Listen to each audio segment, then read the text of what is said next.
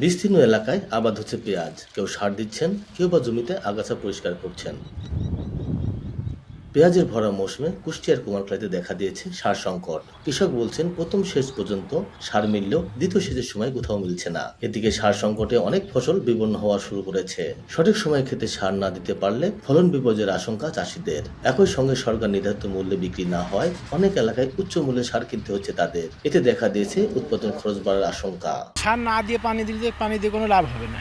সার সঠিক যে দামটা সে দাম অনুযায়ী সার কিনতে সার পায় না, এবং সারের দাম ডবল দিলে সারের অভাব নাই। আগে একবার তো ঠিক মতো দিতে পারিনি, এবারও যদি আমরা ঠিক মতো সার না দিতে পারি তা ফলন আমরা অর্ধেকও পাবো না। সরকারের কাছে আমাদের বিশেষ আবেদন, সার যেন ঠিক মতো ডিলারদের পরিবেশন করতে দেওয়া হয়, আমরা যেন ঠিক মতো দেওয়া সার আনতে পারি। কৃত্রিম সংকট করে উচ্চ মূল্যে সার বিক্রি করলে আইনগত ব্যবস্থা নেওয়ার কথা জানায় কৃষি বিভাগ।